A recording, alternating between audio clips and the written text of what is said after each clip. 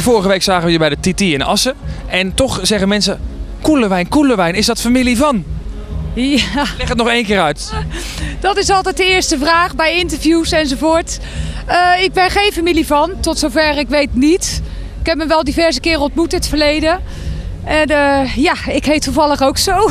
Ik ben er een paar jaartjes tussenuit geweest. En ja, nu met mijn nieuwe single wil ik weer volledig aan de slag. En dat gaat tot nu toe heel erg lekker. Wat heb je in die paar jaar gedaan? Nou, ik zal het je vertellen. Ik wat problemen gehad met zwanger worden. En daar hadden we bewust voor gekozen.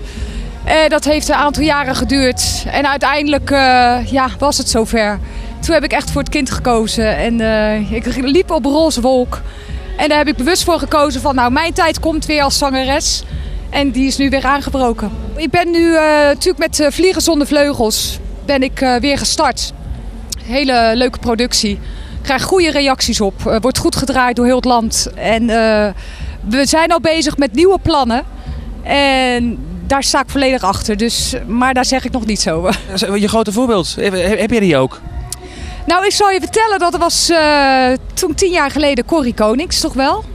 Zij heeft toch wel echt een levenslied ook, waarheidberustende liedjes. En ik vind ze eigenlijk nog steeds goed, zeg ik eerlijk. En dat was eigenlijk mijn grote voorbeeld. Staat hier vandaag ook in Beste. Sta je dan een beetje met knikkende knieën van, oh, daar heb je Corrie? Nee hoor, ik heb ze net een hand gegeven. En ja, leuk ze weer na zoveel jaar te hebben gezien. Ja. Misschien wel ooit eens een keer een uitstapje met een duet met Corrie Konings? Dat zou helemaal geweldig zijn. Je weet het nooit, hè, hoe iets rolt.